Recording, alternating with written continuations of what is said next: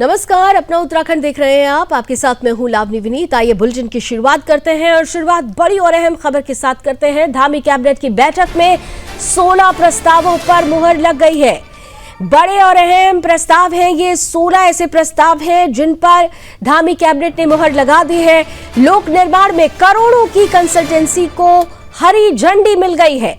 न्यायिक कर्मचारियों को नाम मात्र ब्याज पर सॉफ्ट लोन का भी प्रावधान रखा गया है। वन विभाग में सेवा अवधि घटाकर 22 वर्ष कर दी गई है। वहीं अब मार्च 2025 तक ऊर्जा सब्सिडी का भी लाभ उठाया जा सकेगा। तो 16 ऐसे मुद्दे हैं जिन पर धामी कैबिनेट की मुहर लगी है। होमगार्ड्स और गृह विभाग की नियमावली को भी मंजूरी दी गई है।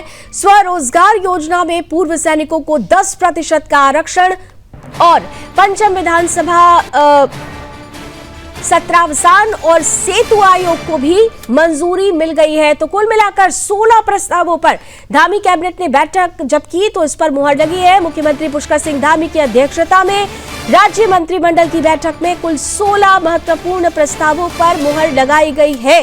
कैबिनेट के निर्णयों में सबसे पहले लोक निर्माण विभाग में 1 करोड़ रुपए से अधिक की कंसल्टेंसी प्रस्तावों को मंजूरी मिल गई है। वहीं न्याय विभाग में न्यायिक कर्मचारियों को राहत देते हुए 10 लाख रुपए तक का सॉफ्ट लोन अब नाम मात्र ना के बराबर ब्याज पर उपलब्ध कराया जाएगा। वन विभाग में भी प्रशासनिक पदों के लिए न्यूनतम सेवा अवधि को 25 वर्ष से घटाकर 22 वर्ष कर दिया गया है, जिसे कार्मिक विभाग के अनुरूप बनाया गया है। ऊर्जा विभाग ने स्पष्ट किया है कि सब्सिडी का लाभ अब 31 मार्च 2025 तक ही सीमित रहेगा। उच्च शिक्षा विभाग में स्वामी राम हिमालयन विश्वविद्यालय के प्रीमियम से संबंधित प्रस्तुति कैबिनेट के समक्ष रखी गई है। वहीं गृह विभाग ने वर्ष 2025 के लिए नई नियमावली लागू करने को मंजूरी दी है। साथ ही उत्तराखंड होमगार्ड के लिए भी नई नियमावली तैयार की गई है। भारतीय न्याय संहिता लागू होने के बाद प्रशिक्षण हेतु विशेषज्ञों की नियुक्ति को भी स्वीकृति मिली है। कार्मिक विभाग ने पुलिस, पीएससी, अग्निशमन और प्लाटून से जुड़े सिपाही और उपनिरीक्षक पदों के लिए आयु सीमा में संशोधन के बाद अभ्यर्थियों को दोबारा अवसर देने का निर्णय लिया है। माध्यमिक शिक्षा विभाग में एडेड स्कूलों के अध्ययन के लिए भी एक उप समिति गठित करने का निर्णय लिया गया है।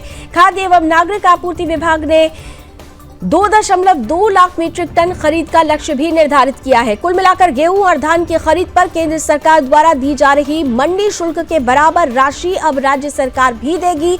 उधर मुख्यमंत्री स्वरोजगार योजना और उत्तराखंड वीर उद्यमी योजना के तहत पूर्व सैनिकों और पूर्व अग्निवीरों के लिए 10% लक्ष्य आरक्षित किया गया है। साथ ही 5% अतिरिक्त सब्सिडी भी दी जाएगी। नियोजन विभाग के अंतर्गत सेतु आयोग से जुड़े प्रस्तावों को भी कैबिनेट की मंजूरी मिल गई है। पंचम विधानसभा सत्रावसान को भी स्वीकृति प्रदान की गई है। ये सभी निर्णय राज्य के प्रशासनिक, आर्थिक और सामाजिक ढांचे को मजबूत करने की दिशा में महत्वपूर्ण माने जा रहे हैं। सबसे पहला मद हमारा ये लोक निर्माण विभाग का मद था। लोक निर्माण विभाग का एक एडीबी असिस्टेड प्रोजेक्ट चल रहा है जिसका नाम है bridge improvement project in Uttarakhand. इस प्रोजेक्ट में एक छोटी कंसल्टेंसी इनके द्वारा ली गई थी और वो 1 करोड़ से कम की पावर जो है वो प्रशासकीय विभाग की होती है कंसल्टेंसी के लिए।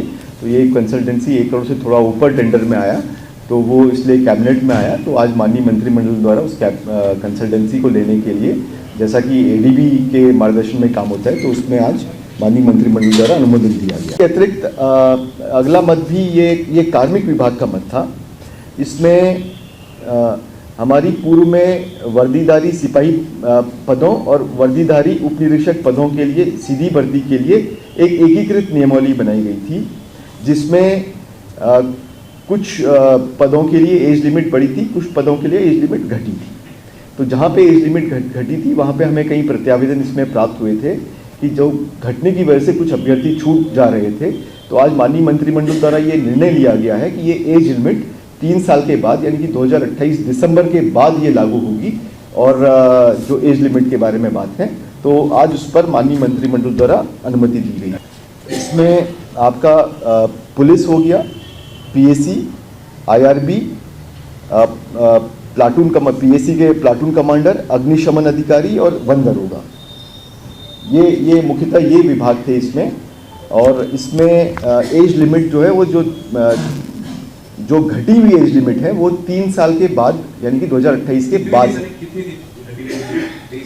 ये अलग अलग में अलग अलग थी, कहीं पे 35 साल से 28 साल हो गया था, अलग अलग पदों के लिए अलग अलग एज लिमिट घटी थी उसमें। तो उसको ये निर्णय लिया गया कि अभ्यर्थियों के हित में ये जो घटी हुई एज सीमा है वो 2028 के बाद यानी कि 2029 से लागू होगी। अभी 3 साल तक उन लोगों को मौका मिलेगा।